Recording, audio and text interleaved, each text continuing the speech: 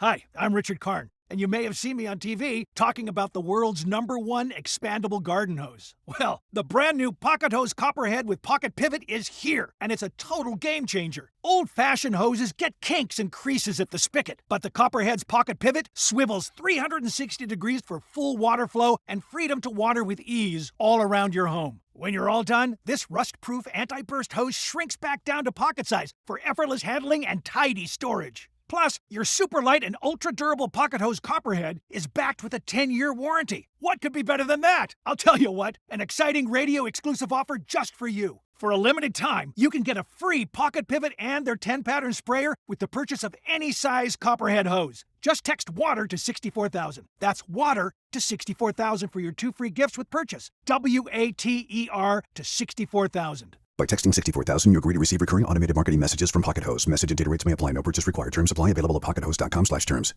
You are listening to the On Purpose Podcast. What's up, everybody? Welcome back to this week's edition of the On Purpose Podcast, where you know it's our pleasure to show up with you each and every week to get you thinking, get you moving, get you wondering maybe, or just, what about this? What if our job is just to remind you the importance of living life with a little bit of curiosity, a little bit of, why did our paths cross? Why did this person come in my life at this point? Why am I hearing this thing now? Why am I reading this book now? Being a little more curious and see where that leads us. And I'm excited that you're here with us. I'm excited you're curious enough to have been with us for 6 years. And thank you so much for being in the community. Otherwise, it's just me talking to myself. And Lord knows I already do that enough. So this week, I'm excited to be joined by a visionary in preventative healthcare, someone who is transforming the way we think about heart health, longevity, and leadership in medicine. Dr. Dave Montgomery is a board-certified cardiologist, health educator, and the founder of PREventClinic, Inc., a practice dedicated to preventative cardiology and primary care. With both an MD and a PhD in physiology, Dr. Montgomery has spent his career not just treating patients, but what I'm really curious to learn about today and why I brought him on the show is one of his missions is to empower them to take charge of their health before problems arise. So you know how I feel about workouts, you know how I feel about diet, nutrition, and just constantly moving our bodies and our minds and our spirits so that we see whole health, right? Health as a whole thing, not just something that's responsibility of the medical profession. So I'm excited to bring Dr. Dave Montgomery on the show, but before we do, I got to ask your help. Get over to your favorite podcast apps, YouTube, like, subscribe, share. Help us reach more people around the world. Remember, our mission is to be one of the most impactful podcasts in the world, and to reach more people that maybe need to hear some of this is we need your help. So please do that, and then sit back and let me know what you think about our interview today with Dr. Dave Montgomery. Honor the Brave was founded by retired law enforcement officer Jeff Wolfgang and his wife Xana after Jeff was injured in the line of duty. It's their way of giving back to the first responder and military community through real estate. If you're a military or first responder, past or present, buying or selling a home, Honor the Brave connects you with trusted realtors nationwide and gives back through their Brave benefits. You receive an amount equivalent to 10% of your agent's commission as a thank you. An additional 5% goes to a charity you choose impacting first responders or military families, and you'll receive a handmade wooden flag honoring your service. Visit honorthebrave.com. We've got your 6. Dr. Dave Montgomery, welcome to the On Purpose Podcast. My friend, I can't tell you how excited I am to sit down and talk with you. Man, I am equally excited to jump into this. I was looking at all the YouTubes, all the fantastic guests that you have, and I was thinking to myself, boy, I better think of something really good to say. I mean, it really is an honor. I know it sounds like platitude, but it really is, especially given what you're about, and hopefully I can add something to the conversation. Oh, no doubt you will, and I wanna thank you. First off, I always like to thank my guests, especially when they're doing something like you are, which is breaking the norm, getting outside of maybe the traditional message, and really getting people to empower their wealth before they have to come see you. Yeah. No, it's a critical piece. I think everybody, when we say we should be, preventive, right? It makes sense to a lot of people, and it smacks as true. But unfortunately, we still don't operate like that. We certainly don't operate like that in American healthcare. It really is reactionary, and as much as we want to change that, it is like changing a big ship and trying to turn it. It's a big stodgy thing. It takes a long time to turn that ship around, but I think each little bit counts. The name of my clinic, Jerrod, as you know, is PREventClinic, as in prevention, and we emphasize the PRE in the typeset on purpose because we want to get there before events happen, before one becomes so ill that you're in extremis, and that's the name of the game. Yeah, and I love what you said there, that analogy of turning the ship, because that first turn we make on that wheel of the ship, we don't even notice we're moving in a different direction. But if we keep turning it, eventually we're heading in a new direction. I think that's such a key thing for us in the medical field, and how we empower our health is not to look for an immediate result tomorrow.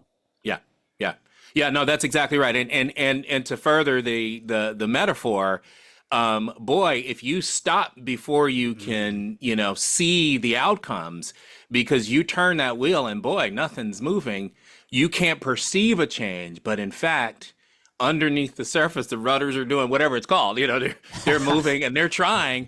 But if you stop the turn before you can see it on the outside, then you miss it. And that's also a part of this. So this is such a great analogy that we're using, and it applies directly to how we function in our physiology. Right. So it's great. Yeah, and I think it's called momentum, right? It's building momentum. Whatever we do in life starts with one little action, not a giant leap. And with that in mind, I got to warm you up. We can't just deliver this big content to people right away. I got to make sure our hamstrings are nice and loose. I know, right? Straight to business. Boom. Let's go. All right, Dr. Dave, you ready for your warm-up? Yeah, let's do it. All right. What are you going to choose, sunrise or sunset? Oh, I'm a sunrise guy. Why is that? Well, so I don't know what it is about me, but I have the most energy, the most ideas in the morning, In fact, even before the sun rises. But if I had to choose, I just am on in the first part of the day. I get up at 4:45 to work out on, 3 days a week. I get up at 5 o'clock on the other days, not just because it's a task or a chore or responsibility. It's just because I'm ready to get started. I'm anticipating, what I can accomplish in this day. And I'm just excited about life. So, getting up and doing that in the sunrise, that's for me. Oh, I love it. What's a quote that stuck with you throughout your life? Oh man, there's so many. One that is with me right now is, by William James, who is also a physician. I didn't know he was a physician until recently. So William James is a writer whose writings have just sort of spanned time. And he says, compared to what we ought to be, we're only half awake. That the human individual is only using a part of his mental and physical abilities. That, stating the thing broadly, he says, if we could only use the capacity that we have, boy, we could accomplish some fantastic things. I think that applies broadly to, very many things. And I broke up the quote a little bit, but that's what it is. We're not even half awake, as to what we can do. So when it comes to AI and all these other things, we're only just getting to the surface. Oh, powerful. What's a song that's stuck in your head or on repeat in your playlist? Oh, right now, I'm going to cheat. And, so here's what I'll say. So very often I'm not listening to music. So just to be, full disclosure, I'm listening on Audible to Beyond Entrepreneurship, Jim Collins. There's a 2.0 version. And then on my Apple Music is The Science of Being Great by Wallace Waddles. So that's actually on repeat quite a bit. And I actually like Eliza Foss's narration because she really just knows how to sink it in. So that's what I'm listening to. Very cool. It's not music though. Yeah. That's all right. Favorite book? My favorite book right now is Resurrection by Neville Goddard. Neville Goddard. And Resurrection was written a really long time ago, but it's really about your power of imagination, the power that you have to think a new thought, to have a new experience in life, and it's rich. I read it over and over again. It's like dog eared. It's like falling apart. Really? But resurrection. Yeah, I have Neville. to add that. That's honestly, that's one of my favorite questions of all the guests, because I'm always looking for something else to read. Yeah. I just piggyback off what they're telling me. So that's going to move Yeah. to the top. And it's a quick read. It's small, but boy, that thing gets used up. It's a small book, but boy, it packs a punch. So Oh, I love it. All right, Dr. Dave, one last question. You get to have dinner with somebody. They could be with us or have passed on. Who would you have dinner with, and what would you want to ask them?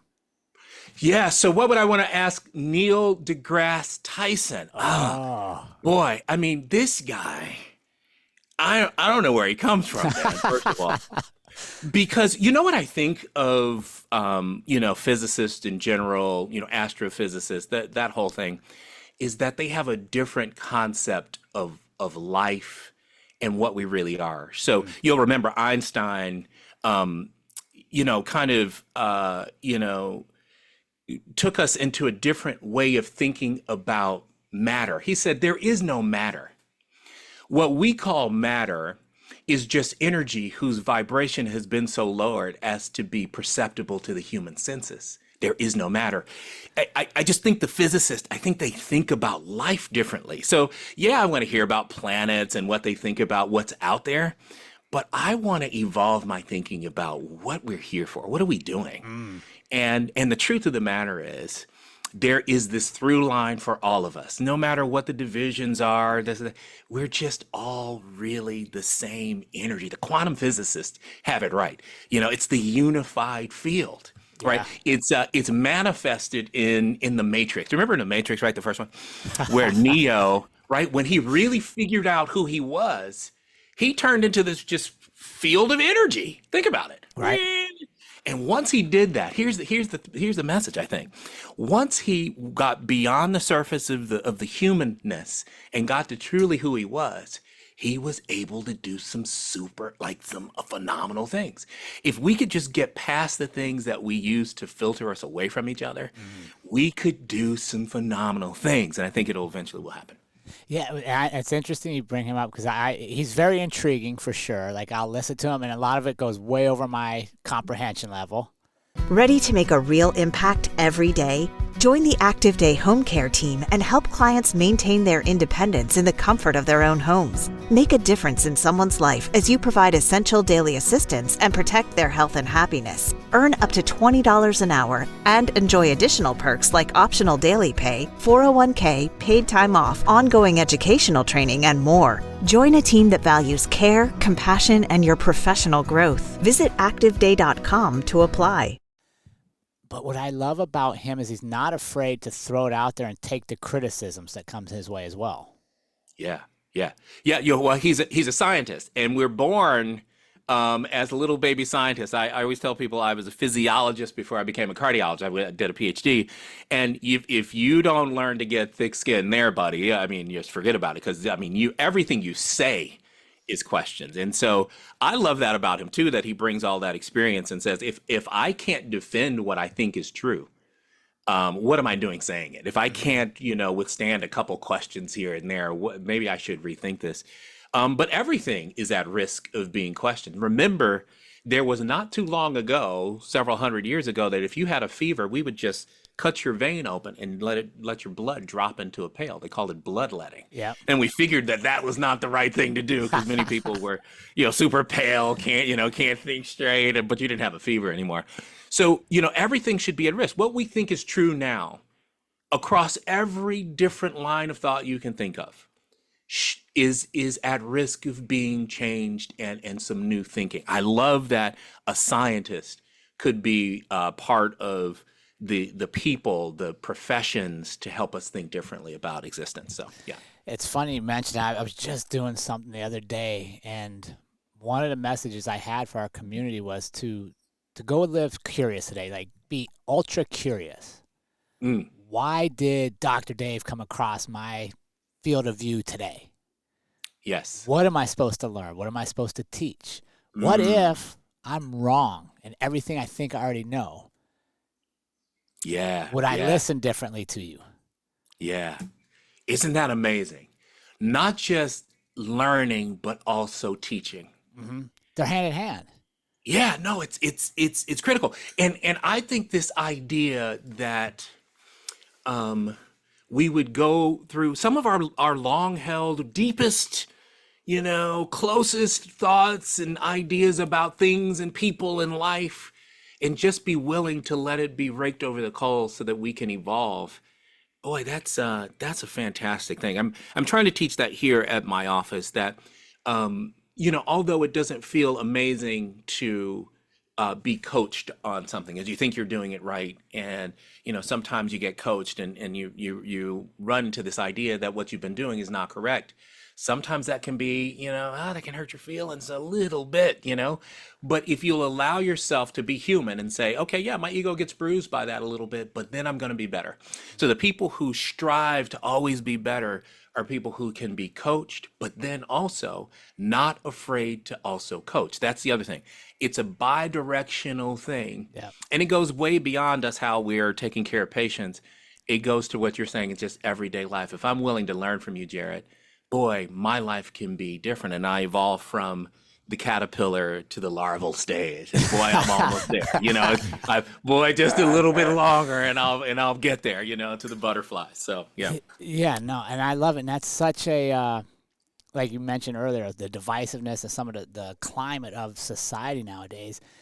That's one of the ways we combat that, is not being held so hard to our beliefs that we're not open to see anybody else's, and we're not even willing to discuss it with each other and learn from one another. Because as I've gotten older, what I've realized, Dr. Dave, is I'm wrong far more than I'm right about anything. Yeah, right. And when you first come across that, you're like, holy moly, like, what have I been doing? Yeah, man, I want to go back to my decade of the 20s because I thought I knew so much, and now I'm like, dude, you were wrong about so many things. That's right. And guess what? We all get to go through that. Mm-hmm.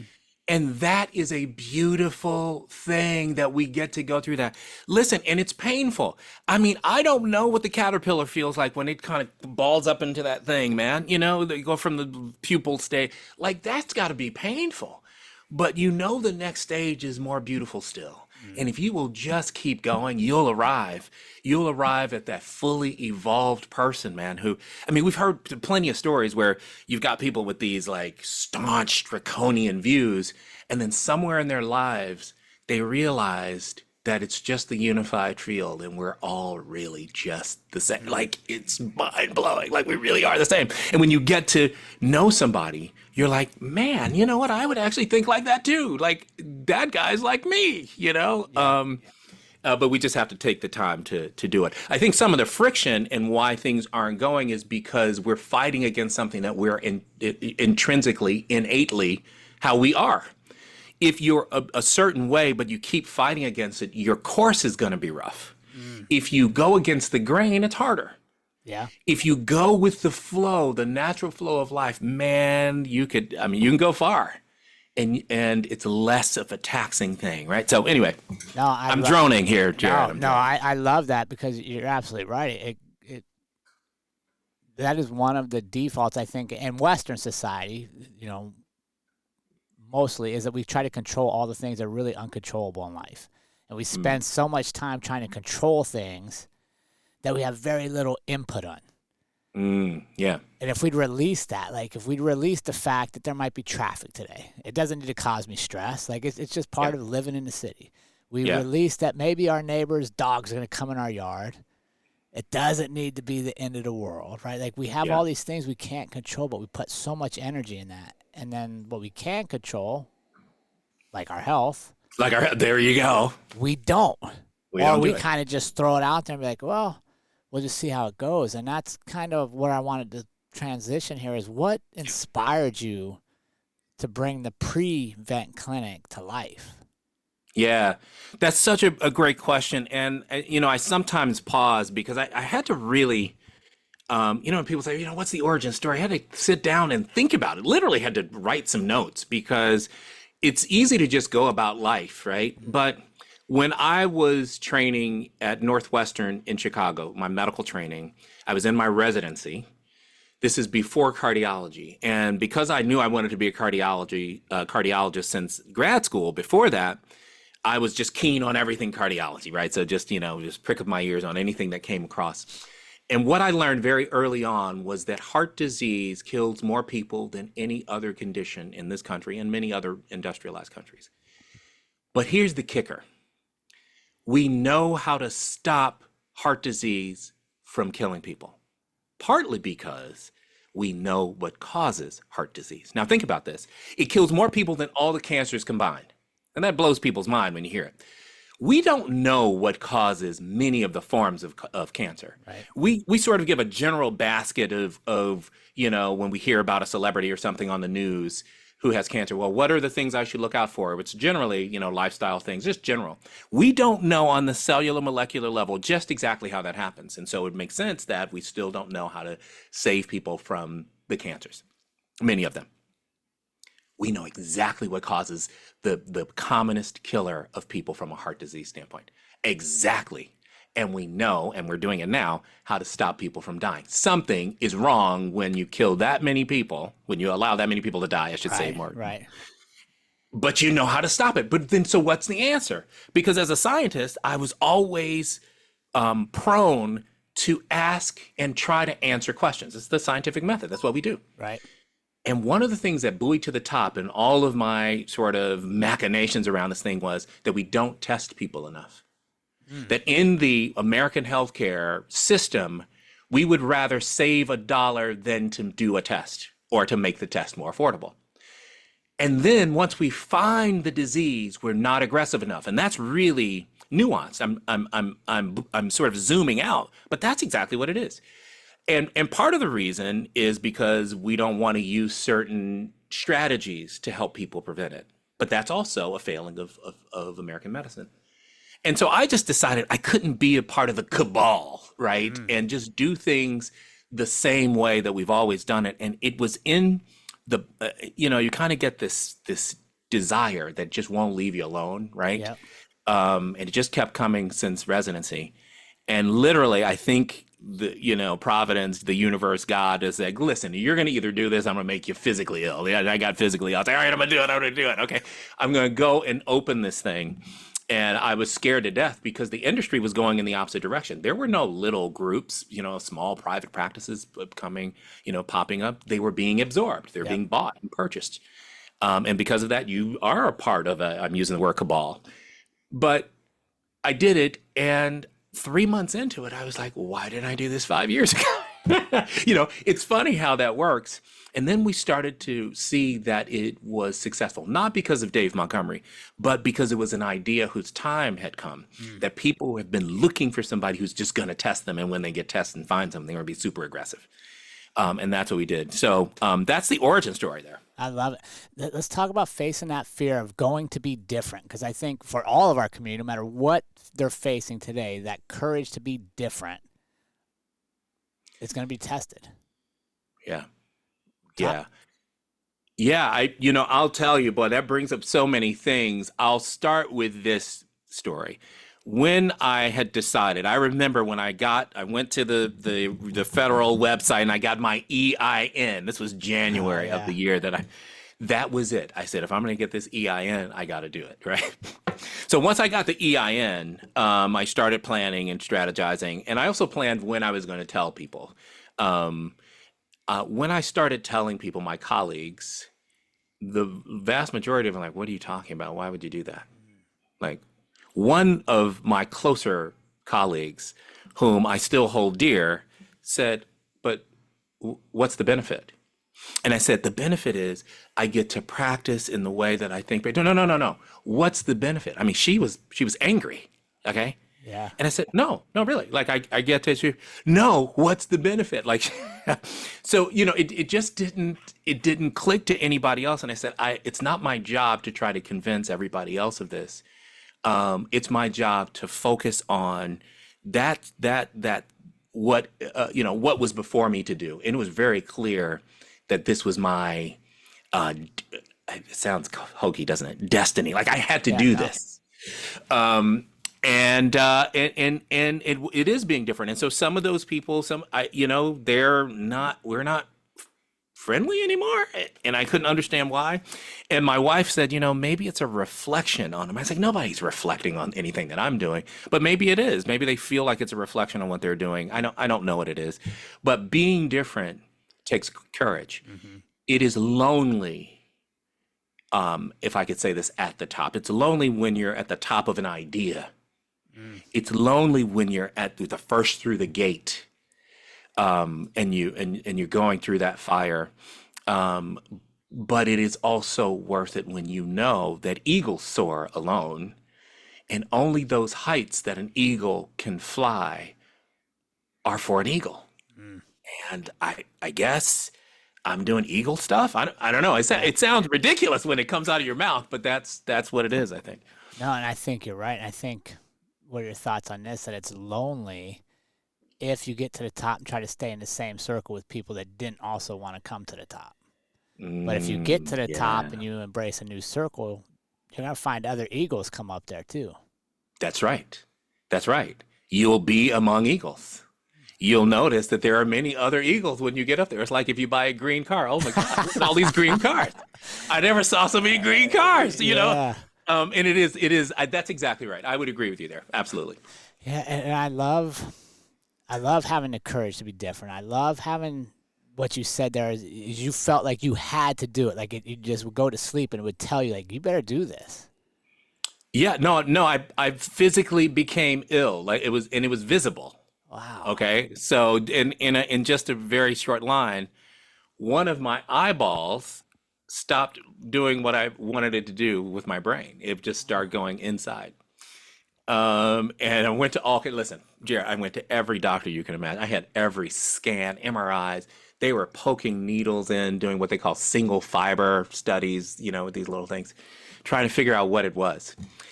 And I started, this was my first year of doing purely plant-based, all vegan, no processed plants. And in that was also a period where I had to do some introspection and started sort of weeding things out. Kind of that thing which you were talking about, controlling. Like, stop trying to control things you don't have any chance of controlling. But also in that stillness and that quietude, I found the message was, you want to come back to this idea we've been talking about to you inside your head for the last 15 years? And boy, I literally, as soon as I decided to do it, I got on this vegan diet, the eyeball shifted back over. It's not completely normal yet because it's like, I'm just going to remind you, buddy, okay, that if you don't keep on this road, I'm being a little bit silly, but I literally was physically ill and it was visible, right? And it, whether this is a part of some, higher plan or not, I took it as that. And when I started doing what I was supposed to do from this message that had been there for so long, the illness went away and I started being able to control what I can control, what I am to control. It's interesting because if I go back even further, I started off with the idea that I was going to be a bench scientist, a basic research scientist. I did a PhD in physiology and biophysics department at the University of Illinois in Chicago. And my dream was to not just be a clinical doctor, but to also be a researcher that's at the cutting edge of cellular, molecular discovery. Yeah. And I was very fortunate. I had some fantastic mentors. We were successful in that realm. Published a lot. We started publishing early, first authors, all of the things. And I started my clinical work with the idea that I was going to do that. And then I realized that although you're good at something, it doesn't mean that that's for you. Although you can do something well, that may not be your jam. And when I started listening to what my jam was, when I say listen, with that internal listening, being still, I realized that I would often get into the flow state when I was with patients. Forget about what's going on. It's like the poem by John Yao about Jackson Pollock. You remember the movie about Pollock. Pollock would just go into this different zone. And in the poem, he says, When I am painting, I am not doing what I am, I'm in what I'm doing. When I'm painting, if I'm doing what I am, I'm not in what I'm doing. And I'm like, and the deployment is like really deep. It gets Yeah. real deep. But I mean, it makes your spine tingle. I'm like, that's exactly it. Like when I forget that I'm a doctor Yeah. and just doctor, it's unbelievable. And the feeling, like yes, you're helping people, and, but at the same time, you are getting fed. It's a soul level thing. And I said, who doesn't want to do this all the time? So it was hard for me to break with this idea, for me to change my mind about what my career would look like, that I'd spent this time in research and understanding my philosophy about science and medicine. And, somebody said, well, you wasted all that time. It wasn't wasted at all. In fact, I'm using it even today as I'm talking to you, just the reasoning and the thinking and my philosophy about life. And when I decided I was just going to focus on what I was supposed to do, then all of that made sense now. That I had to get ill because you were going to try to be some, bench scientist. No, I don't want you to be a bench scientist. I want you to go and sit with people, whether it's on a large scale or on one-on-one, and deliver a message that I'm going to use you to be a vehicle for. That's what it was. Oh, that's amazing. And there's a couple things that really stand out to me. Now, first off is that just because you were successful didn't solve your appetite to be something different, right? It's okay to walk away from being successful in one area. It doesn't mean we can't do multiple things. And Yeah. it's weird that people sometimes get hamstrung by their success. Yeah. It's I think it's also a fear, and it's how we're, the people around you, because I went to medical school, as an aside, I went to medical school with some really good, smart people who wished that they could be concert violinists. And they were really good. Like, I mean, when we would have our talent shows at Northwestern Feinberg School of Medicine, let me tell you something, man. And you'd be like, that dude's in a flow state. Like, he is jamming over here.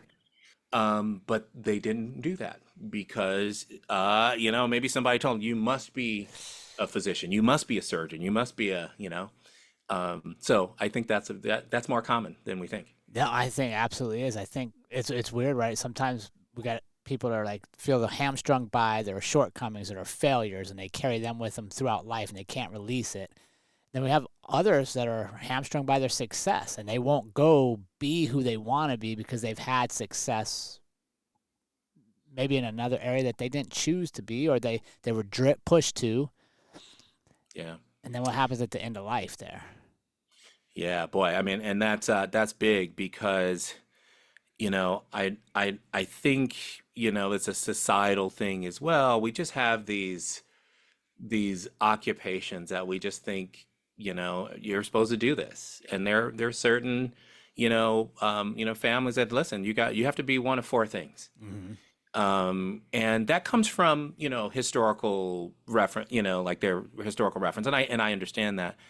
But how many examples can we point to across sectors, industries where somebody decided, waste management, for example, somebody just said, I'm going to be the best darn waste management garbage guy that you could ever imagine. Like, and that's $1 billion company. Like you know what I'm saying? Yeah. Like somebody is making, do you remember I forget the story of this Post-it thing. Somebody said, I'm just going to make this Post-it. Yeah. Like whatever you are to do it. Henry David Thoreau says, we are constantly invited to be what we are, as to something noble and worthy. I never, he says, it's really important how I get this part. He was talking about being deterred from it.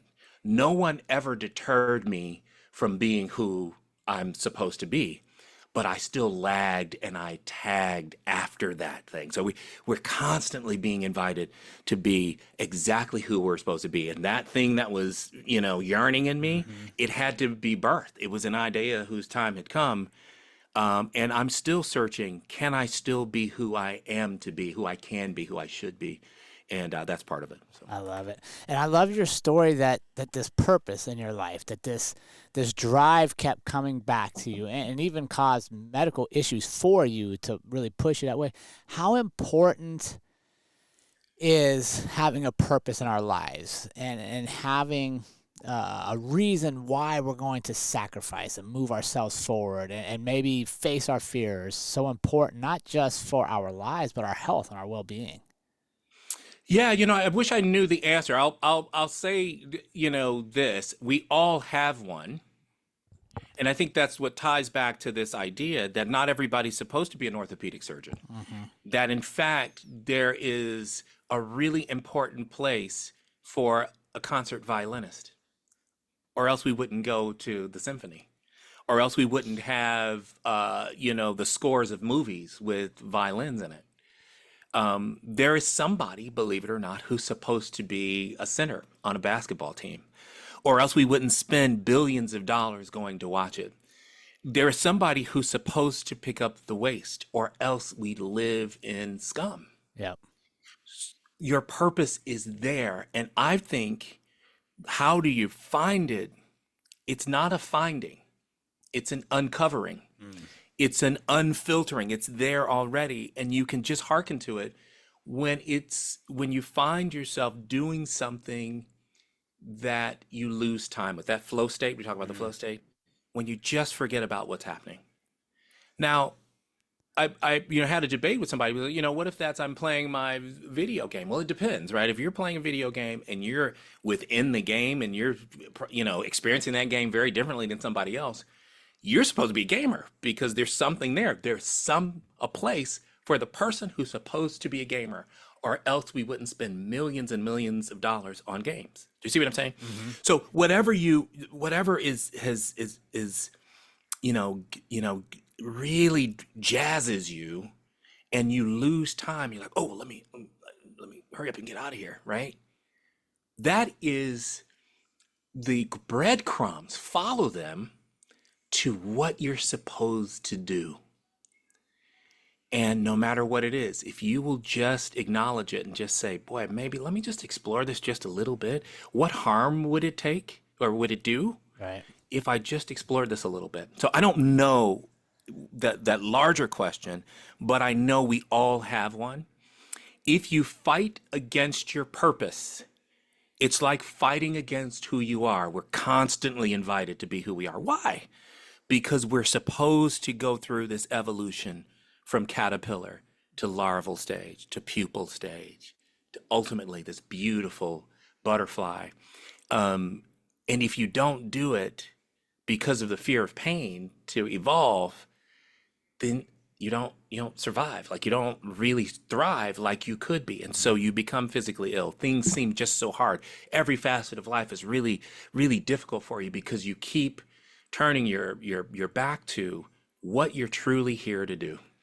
And boy, I think it's more common than we think. But that ties back to energy, right? If we really accept that we are all energy, and we're spending our energy fighting against things, well, that's the energy we create, right? So then our body thinks it should fight. Is it fighting against itself, right? Are we causing our own health issues? Absolutely. Because every thought you think, if you talk to the neurobiologist, every single thought you think has a biochemical footprint, right? So if you think negatively about yourself in any vein, for that moment, you are that thing. Like, it's not just a quote. As a man thinketh, so is he, period.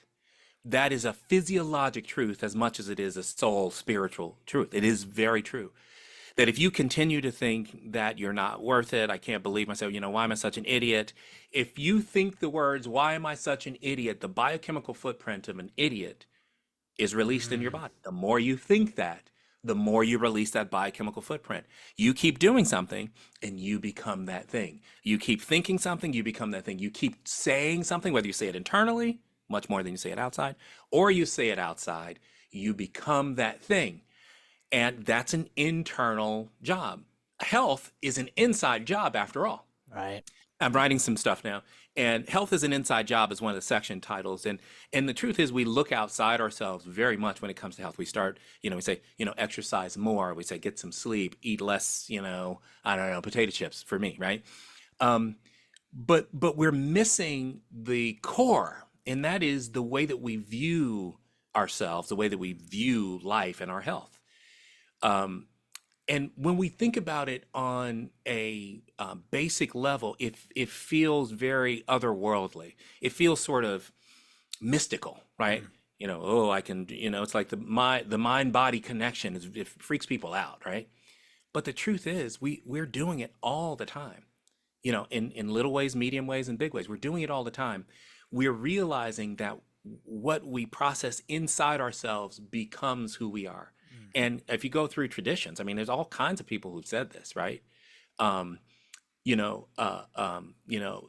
says, what you are is a result of what you have thought. It's a long quote, right? Yeah. You think about that. So if you maintain and you keep an illness, then it's because you've attached yourself to that illness. And that's a really hard thing that's a bitter pill. If you don't focus yourself, because let me back up for a second, because that's nuance. I'll just say this because I'll take up too much time. There's two ways to not use your thoughts properly in this. You can misuse them. Why am I such an idiot? I'm fat anyway, so I don't really care what I eat. I'm just going to eat anything. Or you cannot use them at all. You cannot use your thinking to exact the kind of health changes you want. Now, I'm not saying it's easy. I'm just saying that happens a lot. But the flip side is also true. We've all had the very beginnings of a cold, and we've decided, nope, I'm not going to do it. And what do? You go do whatever you want. I don't care, but you can drink vitamin C, tea, people have all kinds of concoctions, but you know what the through line is? You know what the common denominator is? That they think in here that I will not have this cold. It's not going to happen. Guess what? The biochemistry of a bolstered immune system, an endocrine system that's fighting, becomes who you are. And whatever that infection was gets defeated faster. We do it in small situations like that, and we do it in big situations. I have many patients who have been diagnosed with fatal cancers. And you'll see them and they're like, hey, how you doing? Yeah. Life is great. Now, did they have to go through a process? Yes.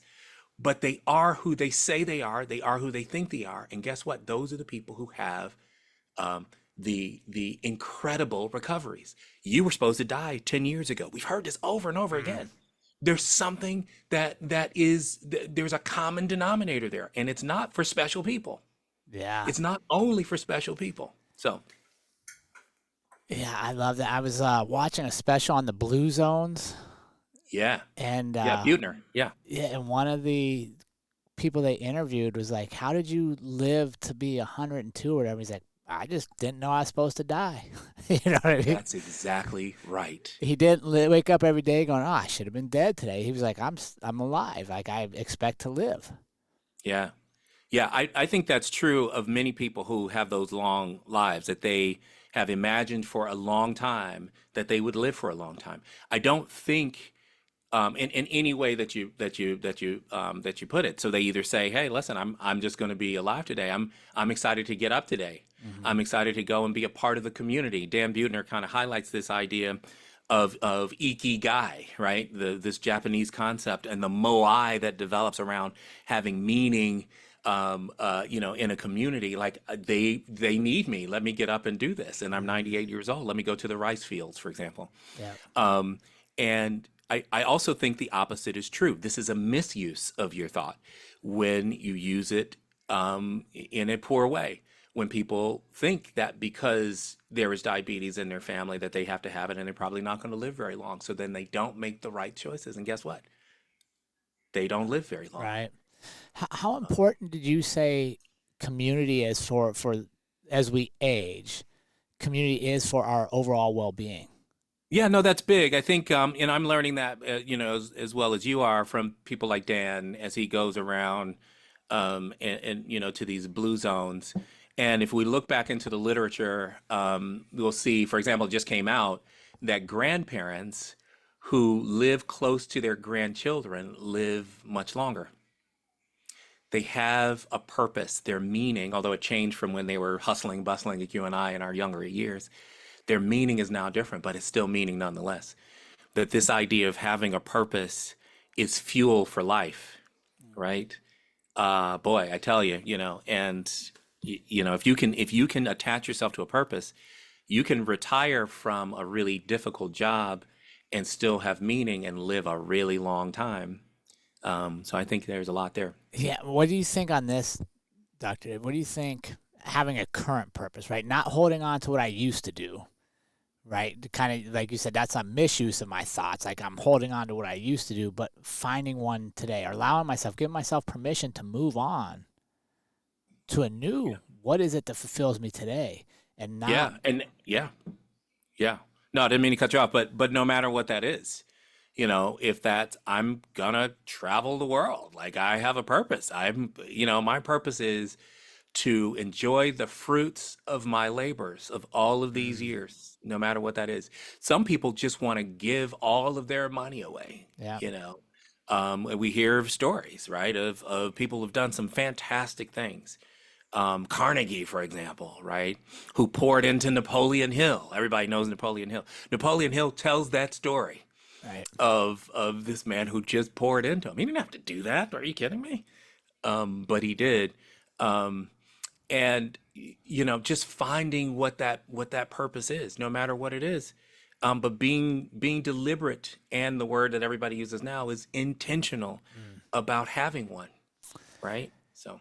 And one of the things on purpose is sometimes I think we try to make it too big, right? Like my purpose is to put somebody on Mars. Well, maybe your purpose is, like you just said, to run your grandkids to practice so they don't miss their sport. Yeah. Because maybe that grandkid's going to become the next Michael Jordan and change the whole trajectory of family genealogy for generations. Yeah. No, absolutely. That's a very human thing, putting magnitude on things, small, medium, large. But divine mind consciousness it doesn't know anything about size, which is why when we do these incredible things, like somebody, lives for 20 years past a diagnosis, a fatal diagnosis, and we were like, oh, that was amazing. Well, it's really part and parcel of the same power that we all have access to in this unified field of consciousness, that if we would just realize the truth. Remember this part in The Matrix. There was a scene, remember when Neo went to see the Oracle. This is when he really was going to be told, listen, you've got something, kiddo. And he was sitting in the waiting room. It's not a waiting room, because this is a home. He was sitting in, waiting for the Oracle. And there was this kid that they called the young potential. And the young potential had the spoon. And you remember this? He's bending the spoon. He wasn't, right? And obviously we're all looking at how's he doing this. And he says, do not try and bend the spoon. That is impossible. Rather, realize the truth. And Neo says, what truth? That there is no spoon. No spoon? What are you talking about? Then you will see that it's not the spoon that bends. It is only yourself. Holy, your spine tingled. You're like, meek, right? Right. That's exactly. And The Matrix, just like many other stories that we've heard throughout the years, it's not just about Neo, it's about who we can be. And this idea that if we would just open up to whatever that is, our current purpose right now is doing what you and I are doing. Mm-hmm. We've never met before, but there is a purpose in what we're doing right now. And guess what? We're in a flow state, you and I, on purpose. Yeah. It's beautiful. So what are a couple things you'd recommend for our listeners, actionable steps they could do to either assess their cardiovascular health or start working towards improving it? Yeah, we didn't talk very much more about cardiovascular health because we're having I think a really great conversation. But everybody should go hire a doctor that they trust. There's a lot of reasons to be dissuaded from doing that. The healthcare community, the group of professionals that we are, have earned the distrust that we're labeled with, and it's our job to get it back. But for you and your family, you want to be the healthiest you can be. So go find somebody you trust to help guide you through this maze of craziness that's out there, right? Right. You want somebody who's been trained. So go hire a doctor you trust. And when you get there, go get your heart screened. And not every physician is going to send you for a heart screen. If you are over the age of 40, go get a heart screen. I think that screen contains 3 things: a stress test, an echocardiogram, and something called a coronary calcium score. Stress test is generally on a treadmill, but there's different ways, and we're testing blood flow, electricity, and exercise capacity. The echo or echocardiogram is a heart ultrasound. We're looking at the inside of the heart, seeing if there's structural abnormalities. We can catch things early. And then the coronary calcium CT, you get a plaque score. How much plaque does he have or does she have? And if there is some there, what's the score? How much? What's the magnitude? And when you get those and there's an abnormality, the last point is do something about it and be as aggressive as you can, because it is the #1 killer, but it is preventable. What are the basic things I can do in every day? Right? Obviously, exercise is a big one. Yeah. What I want you to do is when you wake up in the morning, I want you to be thinking about health. We say health is your wealth, but I'm not really sure we do that. We get up in the morning and many of us grab our phones, and we're off to some other place. Yeah. One of the first things I would advise you to do is take a moment just to be with yourself in some kind of mindfulness, whether you just sit, whether you on purpose meditate, whether you plan your day, whether you take out a sheet of paper or you start typing and do what Julia, what's Julia's name from Artist Way? Julia, so she calls the morning pages, right? Morning pages, just start writing. It's a mindfulness technique. And focus on your health. What am I going to do for my health today? What am I going to do to be the healthiest human being that I can today? What's my plan? And if you have a plan, in that plan is going to be, what am I going to focus my mind on? What am I going to think? What am I going to fuel my body with? What am I going to eat? And what am I going to do with my body? How am I going to challenge my body today? How am I going to exercise? Then how am I going to rest? How am I going to let my body take whatever happened throughout the course of the day and repair itself, restore itself so I can do it over again? And the more and more I do that, the more of those days I'll have. The people who focus on those things, as we see in these blue zones, are the people who have more life, right? You have more life, and that's the key. Focus on your health when you wake up in the morning. Then go to scrolling. Yeah. Scroll later. Yeah, it's always going to be there. For the rest of time. Okay. Dr. David, it's been such a pleasure to have you on the show, my friend. Where can our audience follow along in all the good that you're doing for the world? Yeah, no, I really appreciate being here. You can contact me best on social media. It's sort of the portal to all of our other outlets. If you go to Instagram and Facebook, it's The Good Dr. Dave, The Good DRDAVE.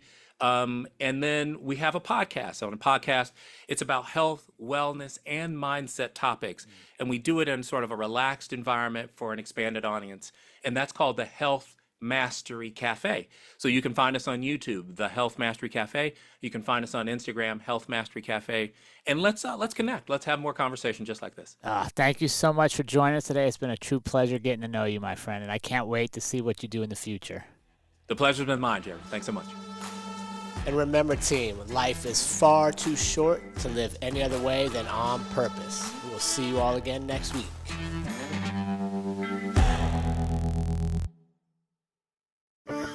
Having a life scholarship and being able to afford to go to college made me feel inspired to go. When I got a life scholarship, it was such a relief. I knew that I wanted to have an impact. Having a life scholarship through the SC Education Lottery was huge. It gave me the opportunity to make that impact right here at home. The South Carolina Education Lottery. A better you, a better us, a better South Carolina. Visit scheducationlottery.com/betteryou.